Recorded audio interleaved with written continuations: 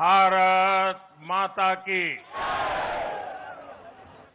जो लोग मुझे देख नहीं पाते हैं, उनसे मेरी प्रार्थना है कि आप जहां है वहीं से सुन लीजिए। किसी को आगे पीछे करने के चक्कर में मत पड़िए। भारत माता की। भारत माता की। आज का ये दिन ऐतिहासिक है, अभूतपूर्व है। जब वर्षों की साधना सिद्धि में बदलती है,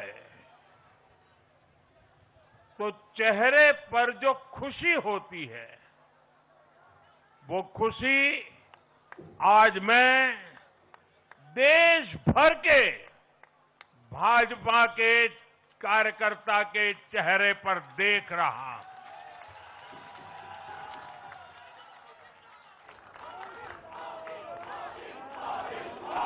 मोदी मोदी मोदी। आप वो तस्वीर नीचे रखिए, पीछे लोगों को परेशानी हो रही, नीचे रखिए, नीचे रखिए।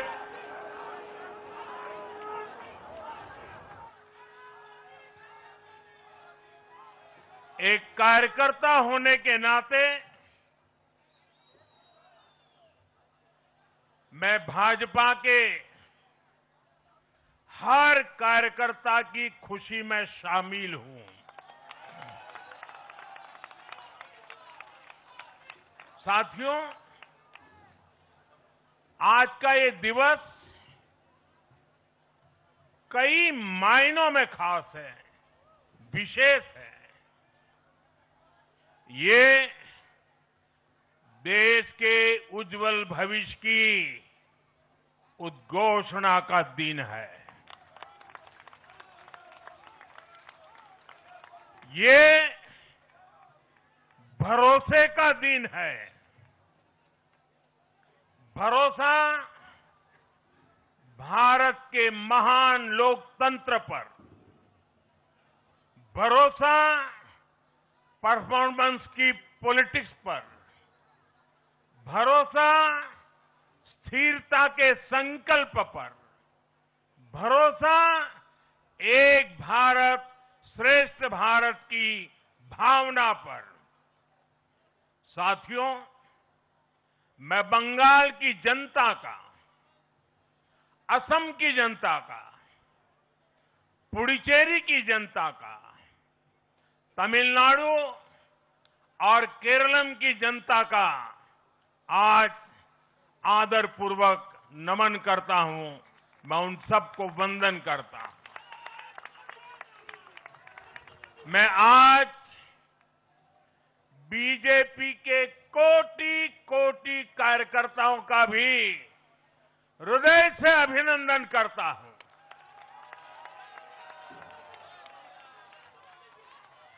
भाजपा के हर छोटे बड़े कार्यकर्ता ने एक बार फिर से कमाल कर दिया है, कमल खिला दिया है।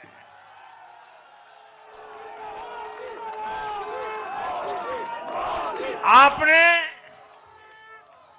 नया इतिहास रच दिया है। साथियों, भारतीय जनता पार्टी के अध्यक्ष श्री नितिन नवीन जी द्वारा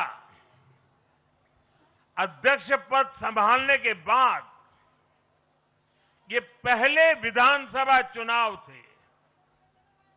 इन चुनावों में पार्टी कार्यकर्ताओं का, हर कार्यकर्ता को उनका जो मार्गदर्शन मिला, वो मार्गदर्शन इस विजय में बहुमूल्य रहा है। साथियों, आज विभिन्न उपचुनावों के परिणाम भी अत्यंत उत्साहजनक रहे हैं। महाराष्ट्र, गुजरात, नागालैंड, और त्रिपुरा में जो उपचुनाव हुए उसमें हमारे उम्मीदवारों को जनता जनार्दन ने आशीर्वाद दिया और इन राज्यों में भी जीत गए। एनडीए की नेता महाराष्ट्र की उप मुख्यमंत्री सुनेत्रा पवार जी ने भी बड़ी जीत दर्ज की है। मैं इन सभी राज्यों की जनता का उनके समर्थन के लिए हृदय से आभार व्यक्त करता हूं। साथियों, जय पराजय लोकतंत्र और चुनावी राजनीति का एक स्वाभाविक हिस्सा होता है, लेकिन 5 प्रदेशों की जनता ने पूरे विश्व को दिखाया है कि ये हमारा भारत मदर ऑफ डेमोक्रेसी क्यों है। लोकतंत्र, डेमोक्रेसी हमारे लिए सिर्फ एक तंत्र नहीं है, ये हमारी रगों में दौड़ता हुआ संस्कार है। ये हमारी रगों की संस्कार सरिता है। और आज सिर्फ भारत का लोकतंत्र ही नहीं जीता है, आज भारत का संविधान भी जीता है। हमारी संवैधानिक संस्थाएं जीती हैं, हमारी लोकतांत्रिक प्रक्रियाएं जीती है।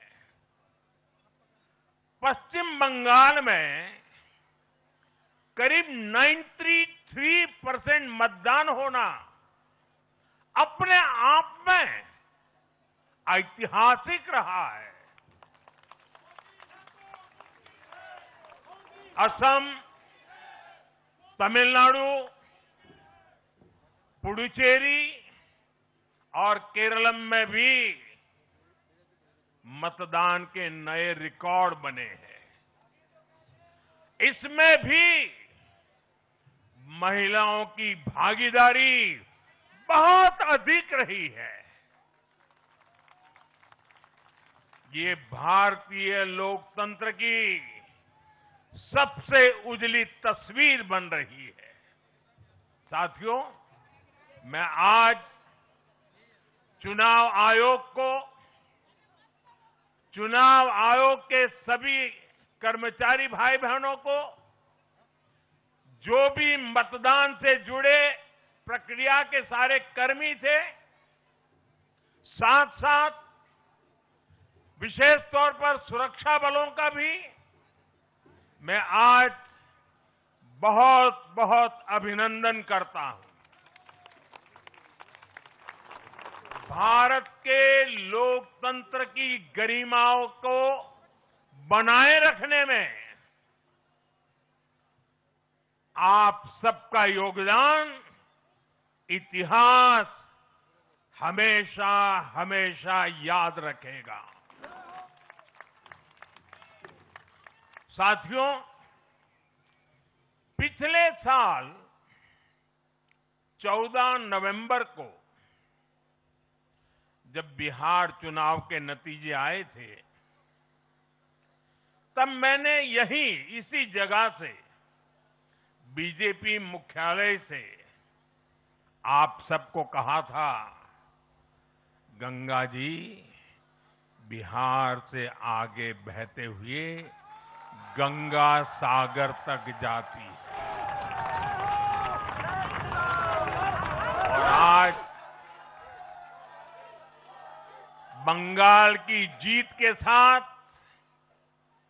गंगोत्री से लेकर गंगा सागर तक कमल ही कमल खिला हुआ है। उत्तराखंड, उत्तर प्रदेश, बिहार और अब पश्चिम बंगाल आज मां गंगा के इर्द गिर्द बसे इन राज्यों में बीजेपी एनडीए सरकार है। साथियों, 2013 में जब भारतीय जनता पार्टी ने मुझे प्रधानमंत्री के उम्मीदवार के रूप में भी काम दिया और जब मैं काशी में अपना नामांकन भरने गया था और पत्रकारों ने मुझे घेर लिया तो स्वाभाविक रूप से मेरे हृदय से एक ध्वनि निकली थी और मैंने कहा था कि न मैं आया हूं न मुझे किसी ने भेजा है, मां गंगा ने मुझे बुलाया है।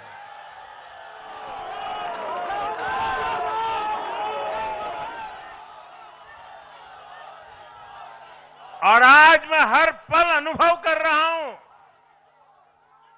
कि मां गंगा के आशीर्वाद निरंतर हम सब पर अपनी कृपा बरसा रहे हैं। साथियों, गंगा जी के साथ साथ ब्रह्मपुत्र का भी हम पर बहुत आशीर्वाद रहा है। मां कामाख्या का आशीर्वाद रहा है। असम की जनता ने लगातार तीसरी बार बीजेपी एनडीए पर भरोसा किया है।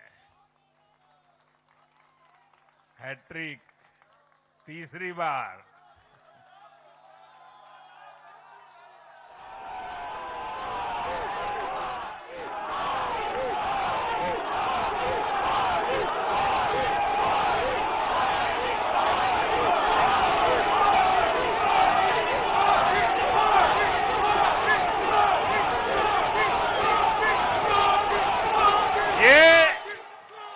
असम के इतिहास की बहुत बड़ी घटना है।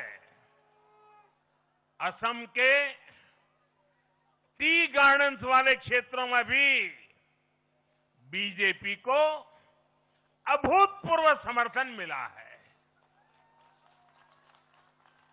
श्रीमंत शंकरदेव जी,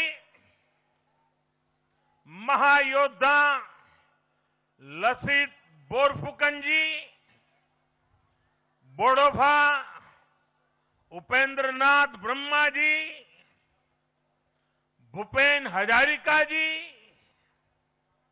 ऐसे अनेक महान व्यक्तित्वों से प्रेरणा लेते हुए असम अपने विकास की रफ्तार अब और बढ़ाएगा।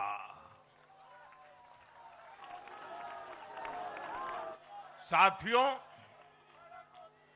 साल 2021 में हमने पुडुचेरी की जनता के सामने बेस्ट पुडुचेरी का विजन रखा था।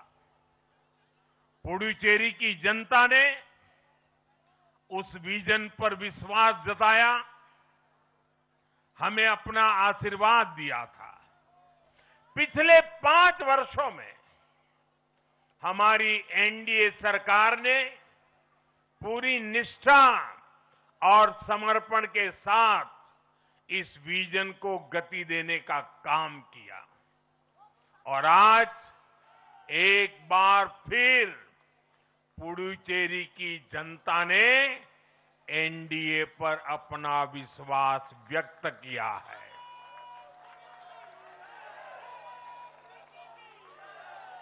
मैं पुडुचेरी के युवाओं को, मेहनती फिशरमैन साथियों को भी विश्वास दिलाता हूं, एनडीए सरकार आपके उज्जवल भविष्य के लिए निरंतर काम करती रहेगी। पुडुचेरी के हर परिवार की समृद्धि यही हमारा संकल्प है। साथियों, आज देश के 20 से ज्यादा राज्यों में भाजपा एनडीए की सरकारें हैं। हमारा मंत्र है नागरिक देवो भव। हम जनता की सेवा में जुटे हुए हैं और इसलिए जनता भाजपा पर ज्यादा से ज्यादा भरोसा कर रही है।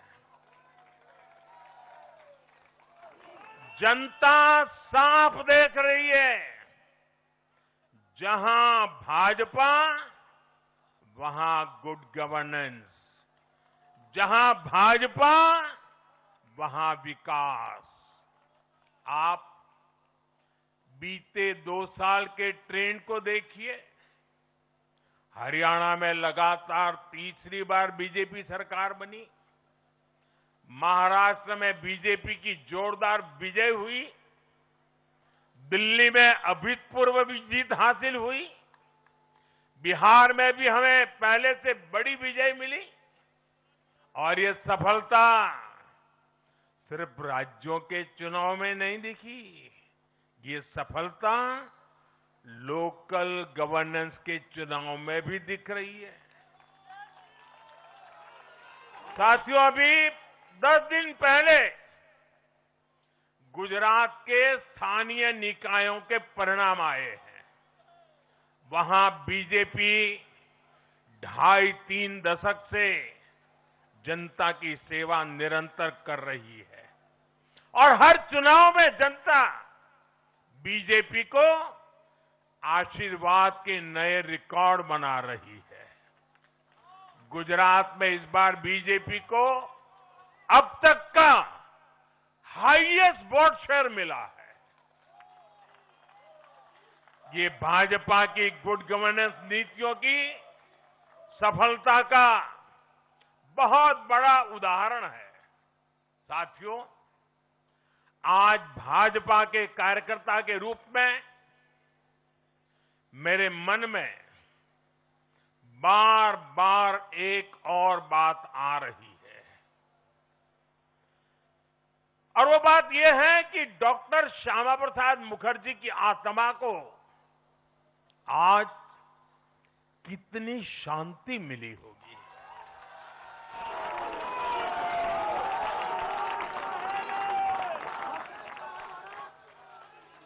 उन्होंने 1951 में जनसंघ की स्थापना करके प्रत्येक कार्यकर्ता को संदेश दिया था कि देश के लिए जीना है और देश के लिए मरना है। उन्होंने अपने जीवन से साबित किया कि राष्ट्र सर्वोपरि का मंत्र लेकर चलने वाले अपना जीवन देने में एक पल का भी संकोच नहीं करते। साथियों, डॉक्टर मुखर्जी ने पश्चिम बंगाल को भारत का हिस्सा बनाए रखने के लिए एक बड़ी लड़ाई लड़ी थी। उन्होंने जिस सशक्त और समृद्ध बंगाल का सपना देखा था, वो सपना कई दशकों से पूरा होने का इंतजार कर रहा था। आज 4 मई 2026 को बंगाल की जनता ने हम भाजपा कार्यकर्ताओं को वो अवसर दिया है। साथियों, बंगाल के भाग्य में आज से एक नया अध्याय जुड़ गया है। आज से बंगाल भय मुक्त हुआ है। विकास के भरोसे से युक्त हुआ है। বাংলায় পরিবর্তন হয়ে গেছে।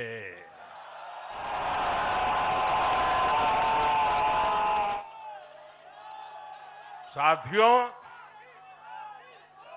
इस जीत के साथ साथ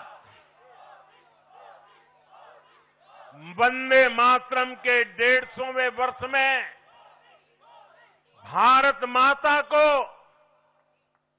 और ऋषि बंकिम जी को बंगाल के लोगों ने अपना सादर नमन प्रेषित किया है। योगीराज श्री अरविंदो को भी मतदाताओं ने ऐतिहासिक श्रद्धांजलि दी है। साथियों, बंगाल में हमारे कितने ही कार्यकर्ताओं ने अपना जीवन इस जीत के लिए समर्पित किया है। भाजपा की कितनी महिला कार्यकर्ताओं को तमाम अत्याचार सहने पड़े हैं। आप कल्पना नहीं कर सकते कि केरल में और बंगाल में भाजपा के हर कार्यकर्ता को कितनी मुसीबतें झेलनी पड़ी है, उन पर कितने जुल्म हुए हैं, कितने अत्याचार हुए हैं। मैं आज बंगाल में भारतीय जनता पार्टी की सफलता का श्रेय ऐसे सभी कार्यकर्ताओं को, उनके परिवारों को देता हूं। मैं जीत बंगाल की जनता को समर्पित करता हूं।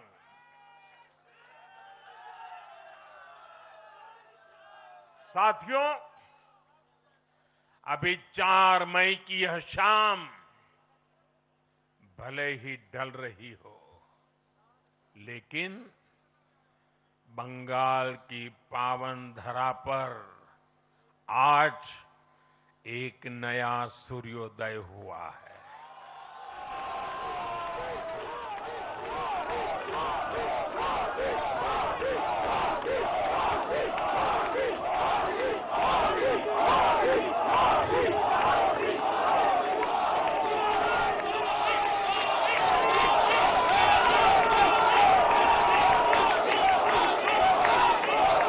एक ऐसा सवेरा, एक ऐसा सवेरा जिसका इंतजार पीढ़ियों ने किया है।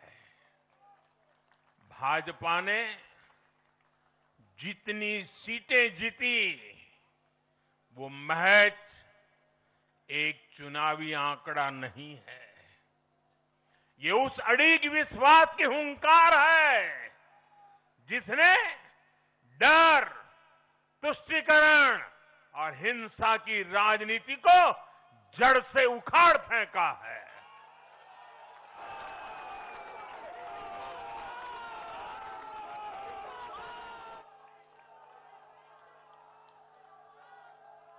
साथियों,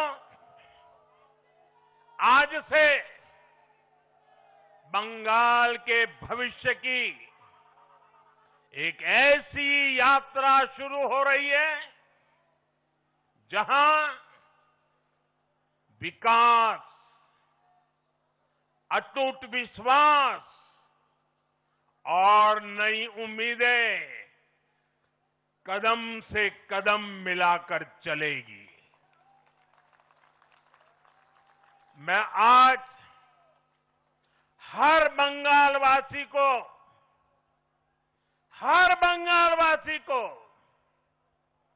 भरोसा देता हूं,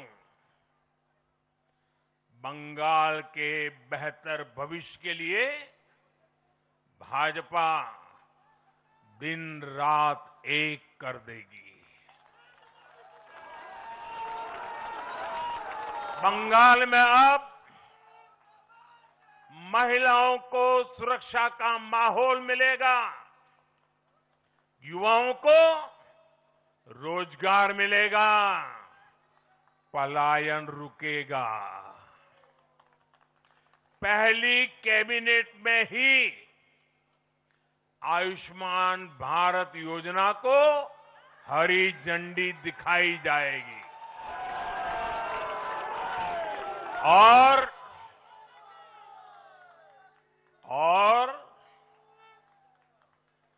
घुसपैठियों के खिलाफ भी सख्त से सख्त कार्रवाई होगी।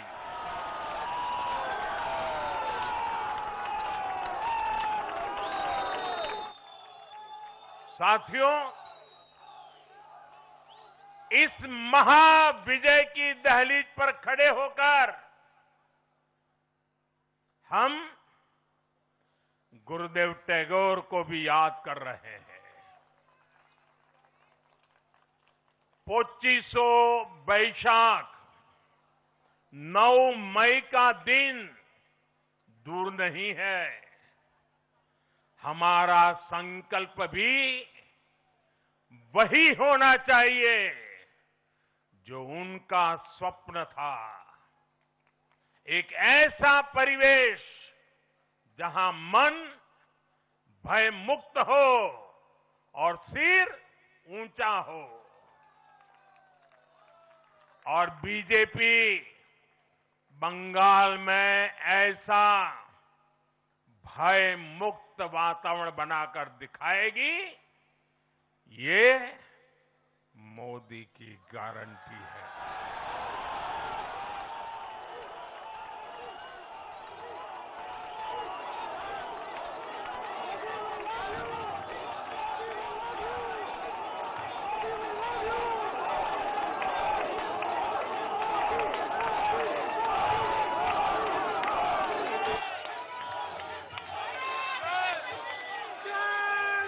साथियों, बंगाल के ये चुनाव एक और वजह से बहुत खास रहे हैं। आप याद कीजिए, बंगाल चुनाव के समय कैसी खबरें आती थी। हिंसा, डर और निर्दोष लोगों की मौतें। लेकिन इस बार पूरे देश ने एक नई खबर सुनी। पश्चिम बंगाल में शांतिपूर्ण मतदान हुआ।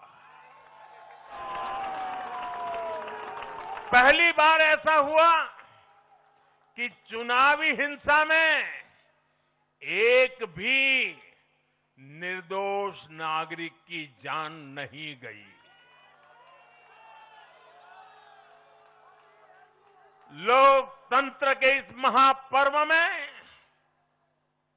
बंदूक की आवाज नहीं, जनता जनार्दन की आवाज गूंजी।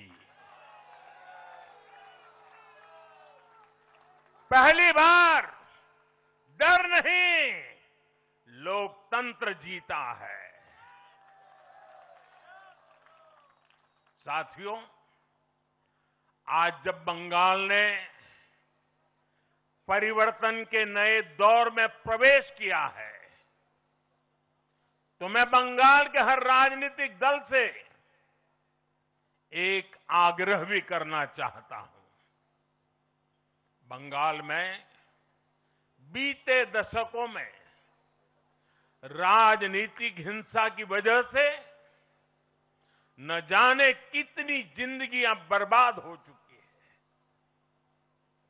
मेरा स्पष्ट मानना है कि आज से बंगाल की चुनावी जो आदतें फैली हुई है, उसमें बदलाव आना चाहिए।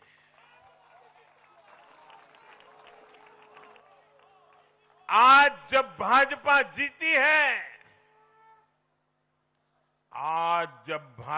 जीती है, तो बदला नहीं, बदलाव की बात होनी चाहिए। भय नहीं, भविष्य की बात होनी चाहिए।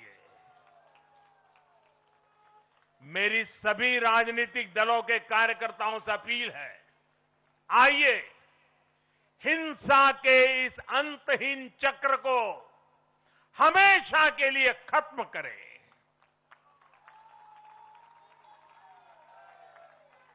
किसने किसे वोट दिया, किसे नहीं दिया, उससे ऊपर उठकर बंगाल की सेवा के लिए काम करें।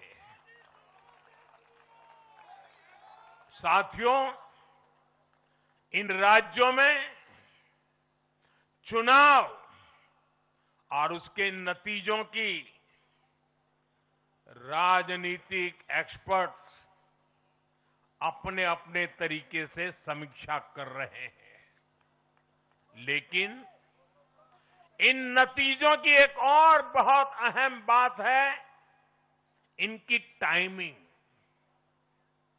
आप देख रहे हैं कि जब इन राज्यों में जनता वोट डाल रही थी, तो इसी दौरान विश्व में क्या कुछ नहीं चल रहा था।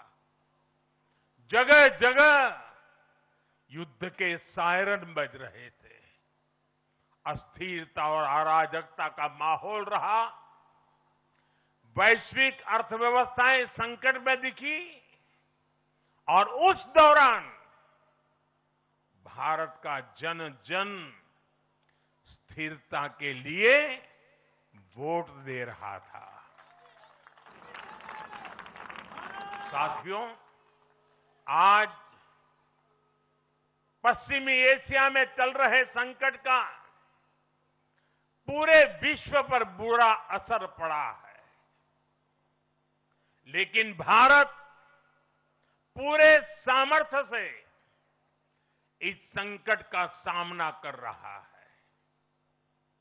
इस चुनाव परिणाम ने भी दिखाया है कि भारत इस चुनौती में भी एकजुट है, एक मत है, एक लक्ष्य से संकल्पित है, और वो लक्ष्य है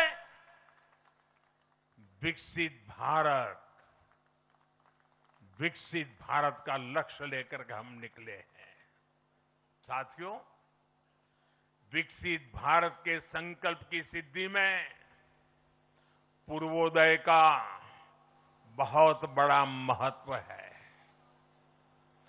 जब भारत समृद्ध था, आर्थिक, राजनीतिक और सांस्कृतिक सामर्थ्य के चरम पर था, तो उसके 3 मजबूत स्तंभ थे।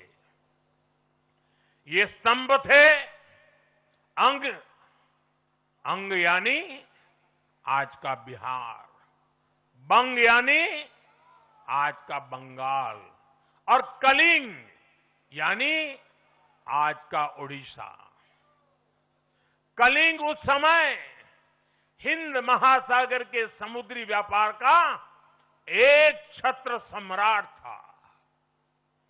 कलिंग के बंदरगाह पूरे एशिया तक भारत के उत्पादों को पहुंचाते थे। वही अंग सूत, रेशम और अन्य व्यापार के साथ साथ नालंदा और विक्रमशिला जैसे एजुकेशन सेंटर्स का भी हब था। और बंग वो सांस्कृतिक धरती थी जहां से भारत की आत्मा की आवाज उठती थी। साथियों, गुलामी के कालखंड में जैसे जैसे समृद्ध भारत के मजबूत पिलर कमजोर होते गए, भारत का सामर्थ्य भी क्षीण होता गया। इसलिए विकसित भारत के निर्माण के लिए इन तीनों स्तंभों का फिर से मजबूत होना बहुत आवश्यक है। और मुझे बहुत गर्व है कि अंग, बंग और कलिंग ने इस महाअभियान के लिए बीजेपी को चुन लिया है, एनडीए पर भरोसा किया है। साथियों, विकसित भारत के निर्माण का एक और महत्वपूर्ण पिलर भारत की नारी शक्ति है। नारी शक्ति अब विकसित भारत के निर्माण में तेजी से आगे बढ़ रही है, लेकिन नारी शक्ति की इस रफ्तार को कांग्रेस और उसके सहयोगियों ने कुछ दिन पहले रोकने का काम किया है। इन नारी विरोधी दलों ने संसद में नारी शक्ति वंदन संशोधन को पास नहीं होने दिया और इसलिए मैंने कुछ दिन पहले कहा भी था कि महिलाओं के आरक्षण ದ್ರಾವಿಡ ನೆಲದಲ್ಲಿ ಅಕ್ಷರಶಃ ದಳಪತಿ ವಿಜಯ್ ಅಬ್ಬರವನ್ನ ತೋರಿದ್ದಾರೆ. 110 ಸೀಟ್ಗಳಲ್ಲಿ ಸದ್ಯದ ಅಪ್ಡೇಟ್ ಪ್ರಕಾರ ಮುಂಚೂಣಿಯಲ್ಲಿದ್ದಾರೆ. ಮೊದಲ ಪ್ರಯತ್ನದಲ್ಲಿ ಅಧಿಕಾರದ ಚುಕ್ಕಾಣಿ ಹಿಡಿಯುವಂಥದ್ದು ಕನ್ಫರ್ಮ್ ಆಗ್ತಾ ಇದೆ. ಅತಿ ದೊಡ್ಡ ಪಕ್ಷವಾಗಿ ಟಿವಿಕೆ ಹೊರಹೊಮ್ಮಿರುವಂಥದ್ದು ಎಂಕೆ ಸ್ಟಾಲಿನ್ ಅವರು ತನ್ನ ಸ್ವಂತ ಕ್ಷೇತ್ರ ಕೊಳತ್ತೂರಿನಲ್ಲಿ ಹಿನ್ನಡೆಯನ್ನು ಅನುಭವಿಸ್ತಾ ಇದ್ದಾರೆ. ಆಂಧ್ರದ NTR ಮಾದರಿಯಲ್ಲಿ ವಿಜಯ್ ಈಗ ಜಯಭೇರಿಯನ್ನು ಬಾರಿಸ್ತಾ ಇರುವಂಥದ್ದು. ಮೊದಲ ಪ್ರಯತ್ನದಲ್ಲಿನೇ ಮುಖ್ಯಮಂತ್ರಿ ಹುದ್ದೆಯ ಪಕ್ಕಕ್ಕೆ ಬಂದು ನಿಂತಿದ್ದಾರೆ ಅವರು. ಇವಾಗ ಕೇವಲ 8 ಸೀಟ್ಗಳು ಮಾತ್ರ ಸರಳ ಬಹುಮತಕ್ಕೆ ಬೇಕಿರುವಂಥದ್ದು. ಇಲ್ಲಿ ಈಗ ಅವರ ರಾಜಕೀಯದ ತಂತ್ರಗಾರಿಕೆಗಳು ಕೆಲಸ ಮಾಡಬೇಕಾಗತ್ತೆ. ಆ ನಿಟ್ಟಿನಲ್ಲಿ ಅವರ ಪ್ರಯತ್ನಗಳು ಸಾಗಬಹುದು. ಈಗ ಸಹಜವಾಗಿಯೇ ಒಂದಷ್ಟು ಜನ ರಾಜಕೀಯದ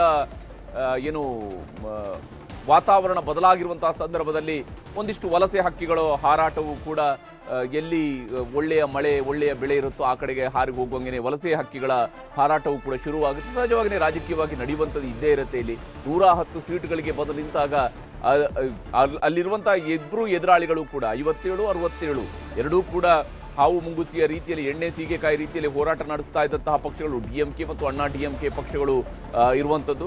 ಈಗ ಅವರಿಬ್ಬರನ್ನು ಕೂಡ ಹಿಂದಕ್ಕೆ ಸರಿಸಿ 110 ಸೀಟ್ಗಳಲ್ಲಿ ಮುನ್ನಡೆಯನ್ನು ಸಾಧಿಸಿದ್ದಾರೆ. ಹಾಗೆಯೇ ಪಶ್ಚಿಮ ಬಂಗಾಳದ ವಿಚಾರಕ್ಕೆ ಬರಬೇಕು. ಪಶ್ಚಿಮ ಬಂಗಾಳದಲ್ಲೂ ಕೂಡ ಅಷ್ಟೇ ಒಂದು ಇತಿಹಾಸದ ಸೃಷ್ಟಿ ಇದು. ಕಳೆದ ಬಾರಿ ಹಿಂದಿನ ಬಾರಿ 3, ಅಲ್ಲಿಂದ 77, ಈಗ 184 ಸೀಟ್ಗಳು. ಒಂದಕ್ಕಿಂತ ಒಂದು ಬಹಳ ದೊಡ್ಡದಾದಂತಹ ಜಂಪ್. ಬಿಜೆಪಿ ಬಂಗಾಳದ ಗದ್ದುಗೆಯನ್ನು ಏರಿರುವಂಥದ್ದು. 3 ಸೀಟ್ ಇದ್ದಾಗಲೇ ಅವರು ಮುಖ್ಯಮಂತ್ರಿ ಆಗಬಹುದು, ನಾವು ಆಡಳಿತ ನಡೆಸಬಹುದು ಅಂತೇಳಿ ಕನಸು ಕಟ್ಟಿಕೊಂಡು ಹೋರಾಟ ನಡೆಸಿದಂಥವ್ರು 77 ಸೀಟ್ಗಳು ಬಂದಾಗ ಸುಮ್ಮನೆ ಕೂತಿರ್ತಾರಾ ಅನ್ನುವಂಥ ಪ್ರಶ್ನೆ ಇದ್ದೇ ಇತ್ತು. ಆ 77 ಸೀಟ್ ಬಂದಾಗ ಅದಕ್ಕೆ ಪೂರಕವಾದಂತಹ ರಣತಂತ್ರವನ್ನು ರೂಪಿಸೋದ್ರಲ್ಲಿ ಬಿಜೆಪಿ ಯಶಸ್ವಿಯಾಗಿದೆ. ಯಾವುದು ಕಬ್ಬಿಣದ ಕಡಲೆಕಾಯಿ ಅಂತೇಳಿ ಅಂದ್ಕೊಂಡಿದ್ರು, ಯಾವ ರಾಜ್ಯದಲ್ಲಿ ಬಿಜೆಪಿ ಗೆಲ್ಲೋದಕ್ಕೆ ಸಾಧ್ಯವೇ ಇಲ್ಲ ಅಂತ ಅಂದ್ಕೊಂಡಿದ್ರು, ಆ ರಾಜ್ಯದಲ್ಲಿ ಈ ಬಾರಿ ಕಮಲ ಪಕ್ಷ ಗೆದ್ದು ಬೀಗಿರುವಂತಹ ರೀತಿ ನಿಜಕ್ಕೂ ಕೂಡ ಇದು ಅಚ್ಚರಿಯಲ್ಲ. ಅದರ ಹಿಂದೆ ಭಾಳ ದೊಡ್ಡದಾದಂತಹ ಕೆಲಸವೂ ಇದ್ದೇ ಇತ್ತು. ಯಾಕಂದರೆ 3ರಿಂದ 77ಕ್ಕೆ ಬಂದಾಗ ಯಾವ ಸ್ವರೂಪದ ಹೋರಾಟ ಇದ್ದಿರಬಹುದು ಅನ್ನೋದನ್ನು ನಾವು ಕಲ್ಪಿಸ್ಕೊಂಡಾಗಲೇ 3ರಿಂದ 77 ಬರೋದು ಕಷ್ಟ. ನಿಜವಾದಂತಹ ಶ್ರಮ ಇದ್ದಂಥದ್ದು 21ರ ಎಲೆಕ್ಷನ್ನಲ್ಲಿ ಅವರಿಗೆ 77 ಬಂದ ಮೇಲೆ ಅದನ್ನು 184ಕ್ಕೆ ತಲುಪಿಸ್ತಾರೆ ಅಂತ ಹೇಳಿದ್ರೆ ಅದರಲ್ಲಿ ಬಹಳ ದೊಡ್ಡ ಅಚ್ಚರಿ ಏನಿಲ್ಲ. ಯಾಕಂದರೆ ಅಲ್ಲಿ ಆ ಶ್ರಮವನ್ನು ಮುಂದುವರಿಸುತ್ತಾ ಭಾಗ ಮತ್ತು ಅದಕ್ಕೆ ಬೇಕಾಗಿರೋ ಒಂದು ಸ್ಟೇಜನ್ನು ಅವರು ಆಲ್ರೆಡಿ ಸೆಟ್ ಮಾಡಿದರು. ಅದರಲ್ಲಿ ಈಗ ಮುಂದುವರೆದು ಭವ್ಯವಾದಂತಹ ಮಹಲನ್ನು ಕಟ್ಟಿದ್ದಾರೆ ಬಿಜೆಪಿಯವರು.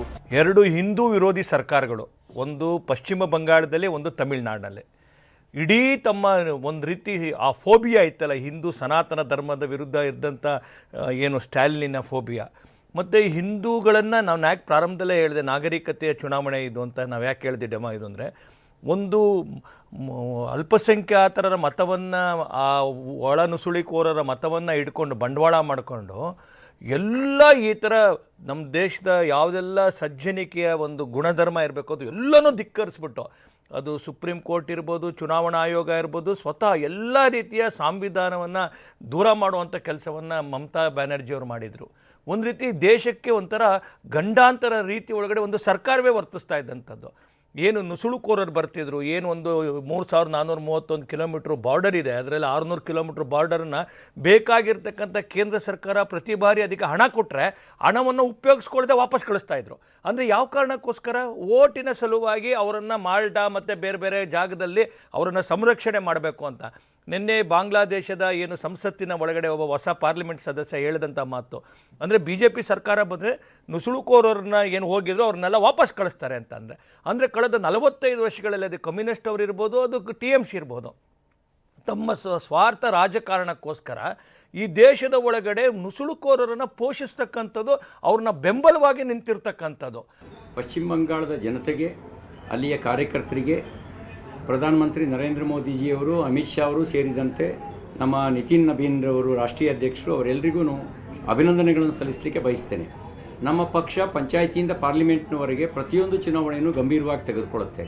ನಮ್ಮದೊಂದು ಐಡಿಯಾಲಜಿಕಲ್ ಮೂಮೆಂಟು, ಸೈದ್ಧಾಂತಿಕ ಆಂದೋಲನ. ರಾಷ್ಟ್ರ ಮೊದಲು ಅನ್ನುವಂಥ ತತ್ವದೊಂದಿಗೆ ಅಂತ್ಯೋದಯ ಅನ್ನುವಂಥ ಬಡವರ ಪರವಾದ ಕಾರ್ಯಕ್ರಮವನ್ನು ಆಧರಿಸಿದಂಥ ಒಂದು ಮೂಮೆಂಟ್ ಇದು.